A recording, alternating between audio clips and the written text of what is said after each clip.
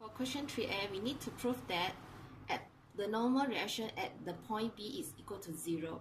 In my opinion, that vertical circular motion, we can prove by using this equation, which is m plus mg equal to mv squared over r.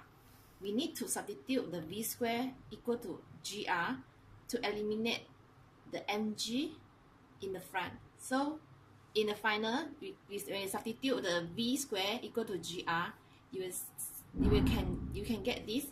You will get this mg behind that. That mg and this mg is the same mass. So when the same mass, we will get the n equal to 0. This is the free body diagram for the 3A.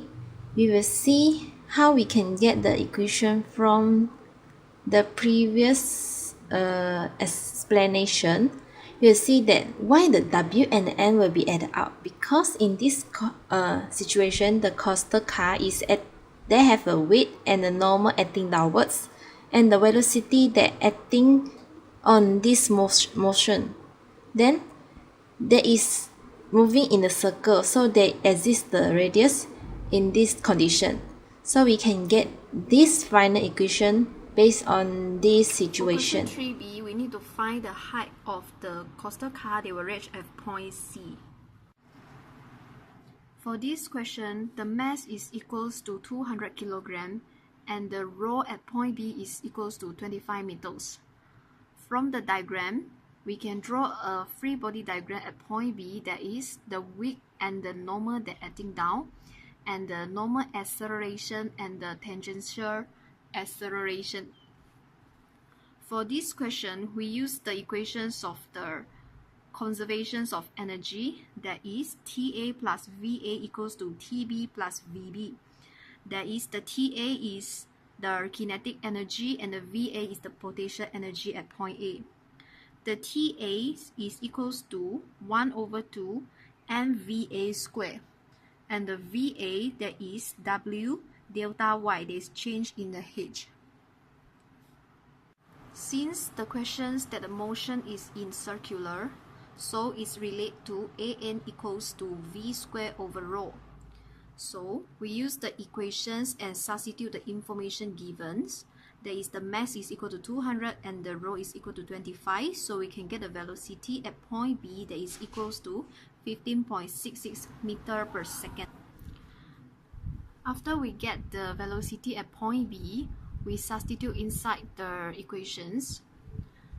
That is, the mass, the velocity at point B, and the h, the delta y, is get from the diagram, that is the h from the A to B.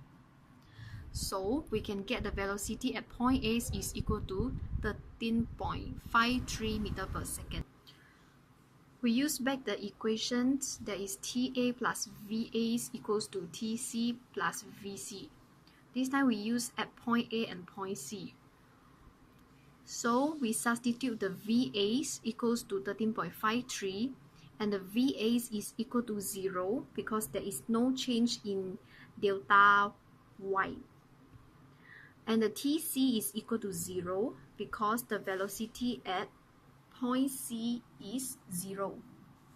So we will get our H is equal to 47.5 meter. For question number 8, the given information in this question is the mass, radius of gyration, and the moment. So for the first question, we have to find the mass moment of inertia of the flywheel.